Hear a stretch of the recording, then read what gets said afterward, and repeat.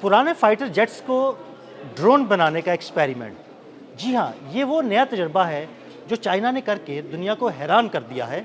आमिर रज़ा मेरे साथ मौजूद हैं, उनसे बात करते हैं। आमिर भाई, एक नया एक्सपेरिमेंट किया है चाइना ने, उस बारे में हमारे नाज़रीन को ज़रा बताइएगा। चाइनीज़ कोई ना कोई नया काम करते हैं और ये काम जो है उन्होंने वो काम किया है जिसका शायद दुनिया के वहमो गुमान में भी नहीं था। देखें, चाइना बनने के बाद चाइना ने रशियन टेक्नोलॉजी से अपनी जहाज़ साजी की सनत को शुरू किया। 1955 के करीब, 1956 के करीब उसने जो है मिग-21 का जो है रेप्लिका जो है उसको J6 के नाम से बनाना शुरू किया। 66 में जाकर इसने पहली परवाज़ की। इसके बाद इनका मज़ीद हौसला बढ़ा तो इन्होंने J7 पर काम शुरू किया। अब J7 जो था वो उसकी बारी आती है जाके कि तकरीबन 79 के करीब उसकी परवाज़ जो है होती है। 69 में इस प्रोजेक्ट को शुरू किया गया था और उसके बाद ये J8 पे आ गए। यानी ये 3 जनरेशन के जहाज़ जो थे, J6, J8। जो पहली जनरेशन का जहाज़ था ना J6, ये तकरीबन 1756 के करीब इन्होंने बनाए थे। उसके बाद ये J7 पर आ गए तो इसकी तादाद भी जो थी काफ़ी बड़ी थी। फिर J8 बनाना शुरू किया तो वो भी बना दिया, लेकिन चीन किसी बड़ी जंग में इन्वॉल्व उसके बाद नहीं हुआ है। मासवाए भारत के साथ उसकी एक जंग है, लेकिन वो सारी जंग जो है इन जहाज़ों की, क्योंकि उसके पास भी रशियन टेक्नोलॉजी थी।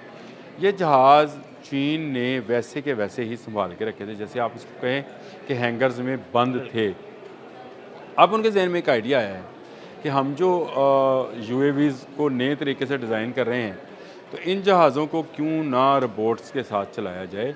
और ये रोबोटिक जहाज़ जो हैं ये 2 काम करेंगे। एक तो ये कामाकाजी ड्रोन होंगे। कामाकाजी ड्रोन को आप इस तरह से समझें, ये एक टर्मिनोलॉजी है, वॉरफेयर को समझने वाले इसको समझते हैं। ये जापानीज़ टेक्नोलॉजी है। जब वर्ल्ड वॉर में जापानीज़ ने खुद कुछ पायलट भेजे थे जो कि अमेरिकन जहाज़ों के अंदर चले गए थे। पर्ल हार्बर आपको याद होगा। पर्ल हार्बर पर इन्हीं कामाकाजी जहाज़ों ने जो था वो दुनिया को तबाह किया। उसके बाद से जहाज़ों पर से जो खुद कुछ हमले होते हैं उनको कामाकाजी कहा जाता है। 2 मैंने आपको बताया कि एक इस यूएवी का एक फ़ायदा तो ये है कि इसमें क्योंकि ये बड़े साइज़ के हैं, ड्रोन्स छोटे साइज़ का होता है, लेकिन इसको उड़ाने का कामयाब तजुर्बा विदाउट पायलट कर लिया गया है। इस पर ज़्यादा बारूद लाद कर किसी भी जगह पर कामाकाजी हमला जो है वो किया जा सकता है, जो कि बहुत ही लिथल होएगा, बहुत तबाहकुन हो सकता है। बहुत तबाह हो सकता है। अब आ जाए दूसरे, असल में ये दूसरा है। पहले वाला छोड़ दें, वो पहले वाला मैंने आपको बता दिया, चाइनीज़ भी ये बता रहे हैं लोगों को। लेकिन असल काम ये है कि ये आपके धोखा देगा तमाम किस्म के सैटेलाइट रडार्स और आपके इलेक्ट्रॉनिक रडार्स जो कि यहाँ पर मौजूद हैं। यानी ये सैटेलाइट को धोखा भी इस तरह से देगा कि आप पहले एक टुकड़ी मुख्तलिफ जहाज़ों की उड़ाएंगे, लेकिन आप उन जहाज़ों को कैच कर रहे होंगे उसके ज़रिए। इनके अंदर ऐसी चीज़ें हैं कि ये आपको रडार पर ऐसे शो होगा, ये एक धोखा है वैसे, ऐसे शो होगा जैसे ये कोई J35 जैसी कोई चीज़ है, बिल्कुल। उस जैसा ऑब्जेक्ट है। यानी बहुत तेज़ रफ्तार है, बहुत चीज़ें हैं और इसको जो है लॉक किया जाएगा और इस पर मिसाइल जो हैं गिराए जाएंगे।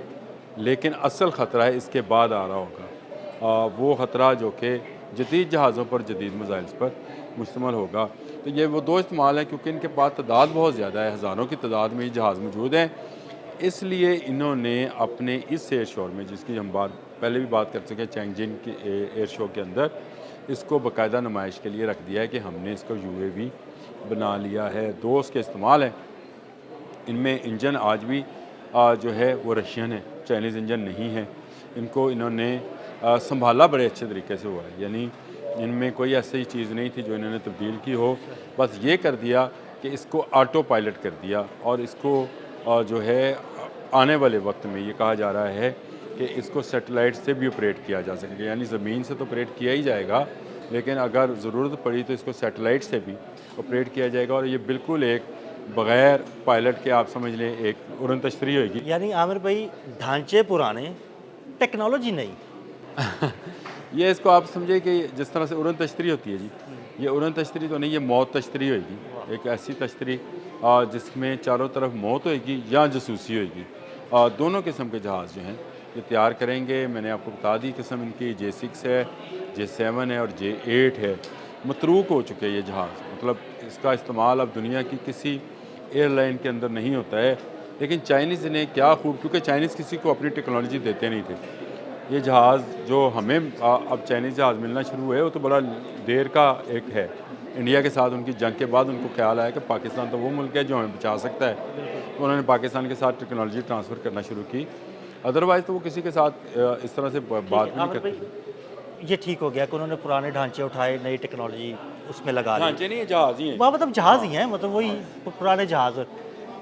पाकिस्तान में भी कई पुराने जहाज़ खड़े हैं, और क्या ये टेक्नोलॉजी पाकिस्तान आ सकती है उनमें नस्ब करने के लिए? नहीं, ये पाकिस्तान में नहीं आएगी। पाकिस्तान में बना बनाया जहाज़ आ सकता है, टेक्नोलॉजी ये नहीं आएगी, क्योंकि ये सैटेलाइट बेस्ड टेक्नोलॉजीज़ हैं और इलेक्ट्रॉनिक वॉरफेयर के अंदर बहुत सारी चीज़ें पाकिस्तान ट्रांसफ़र कर चुका है फ्रॉम चाइना टू पाकिस्तान। लेकिन अभी बहुत सारी, अभी हमने एक मिसाइल के ऊपर बात की थी, अगर आप कुछ देर पहले ही, तो उसमें भी ये वो टेक्नोलॉजी पाकिस्तान को नहीं आ रही है। लेकिन मिसाइल आ सकते हैं J-35 के साथ। इसी तरह से पाकिस्तान के इस्तेमाल में ये आ सकते हैं अगर पाकिस्तान को ज़रूरत हुई। और मैंने अपने पिछले व्लॉग में जो मैंने आपके साथ बात की थी, मैंने आपसे कहा था कि S-400 को मारने में जिस JF-17 थंडर ने किया है, हो सकता है कि उसमें ये मिसाइल इस्तेमाल कर लिया गया हो।